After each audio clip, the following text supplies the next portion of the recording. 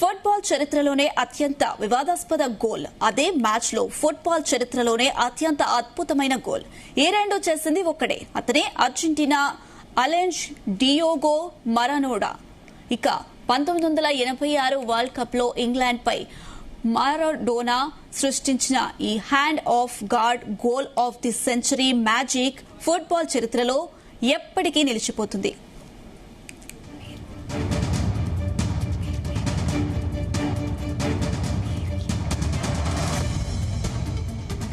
అదొక సంచలనం, అదొక వివాదం.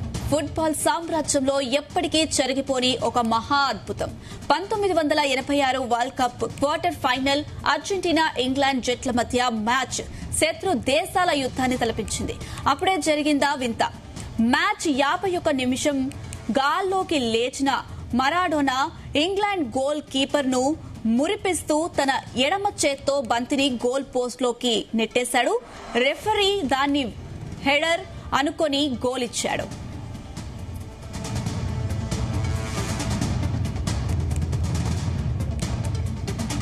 ఈ వివాదం జరిగిన సరిగ్గా 4 నిమిషాలకే ప్రపంచం నోరెళ్లబెట్టే అద్భుతం జరిగింది. ఆఫ్ వే లైన్ వద్ద బంతిని అందుకున్న మరాడోనా ఇంగ్లాండ్ డిఫెండర్లను ఆట బొమ్మల్లా దాటేస్తూ దూసుకెళ్లాడు. ఏకంగా 60 మీటర్ల దూరం ఐదుగురు ఇంగ్లాండ్ ఆటగాళ్లను ముప్పు తిప్పలు పెడుతూ గోల్ కీపర్ ను సైతం దాటి కొట్టిన ఆ గోల్ ఆఫ్ ది సెంచరీగా ఫుట్బాల్ చరిత్రలో నిలిచిపోయింది.